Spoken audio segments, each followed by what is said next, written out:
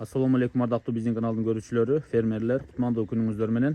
Бүгүн биз сиздерге Чүй облусунун Панфилов районуна караштуу Панфиловдун өзүнөн сатылып жаткан 3 баш токтуну көрсөтүп беремин. Үчөөсү тең, линиясы жакшы. Кимде ким линиясы менен токтуларды издеп аткан болсо көрүп туруңуздар. Эгер Арашан сферасында жүргөндөр болсо, Панфиловкада Нурлан байке, Марал эже, Эдилдин ата-энесин таанысыздар. Ошол кишинин Молодой деген кочкору бар. Карабалтада Ылдыйда Хусейин байкеден сатып алган. Молодойду билесиздер, Титаниктин баласы, Молодойдун энеси красавица, Ришат Габбасовдон чыккан кочкор Молодой деп. Молодойду өзүңүздөр билесиздер, жана сулуулугу менен козуларды сулуу бергени айрыкча ургачылары бааланат, туурабы? Мына ушул Молодойдун 3 козу сатылат. Булар Марал эженин коросунан эмес, ошол кишинин койлоруну, ошол Нурлан байкенин койлоруну бул жака калып сатып алган экен. Ушулдун айылдашы коңшусу болот экен. Ушул Молодойдун 3 кызы сатылып жатат, туугандар. Айталы, мынабусу эң чоңу 2025 жылы 7 февралда туулган экен.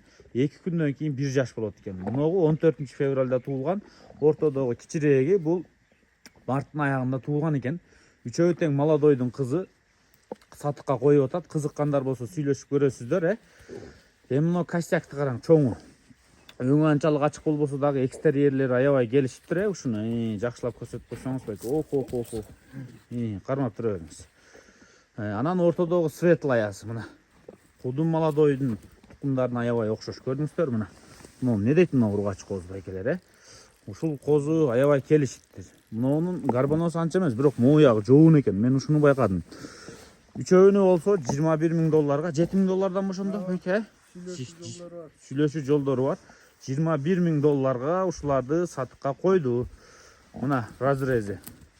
Эми кайсынысы күчтүү экени сиздерге айдан ачык турат. Мына разрез өтө чөткө экен мына. Мына көрдүңүздөр.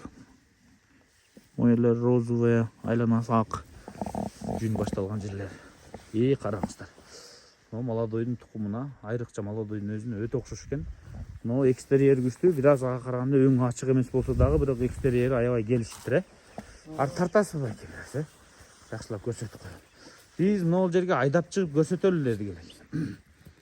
Моусу ээрчитме турбайбы? Ээрчитип кача берет экен, А могу красавицасы аябай жоош экен.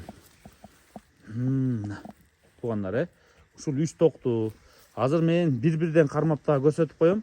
Бир-бирден ар бирин кармап көрсөтөм, анан жаккан болсо көрөсүздөр.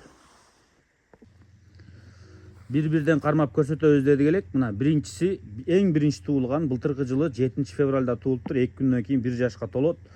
Көрүп турасыздар, формасы өтө жакшы экен могу козунун, Жаш козу, кулактары, жайгашкандары жакшы экен. Кулактары бүт баары 19-20 төгөрөгү, 19 плюс эң кыскалары. Может, 20,5 чыгышы мүмкүн. Но параметр менен эң жакшысы ушул экен, Мына көрүп турасыздар, Молодойдун кызы. Куйрук жактары, мына куйруктардын формалары да жактуу сиздерге. Мына бош жүргөндө бул экөөсү буларды тутуп көрсөтөбүз. Жилик аябай жакшы экен, Молодойдун кызы мына. Бул костякты энесинен алган окшойт, Ушунун энеси жиликтүүбү? Машалла. Эң чоң кой ушунун энеси. Болду, кармаңыз. Ошотпоңуз.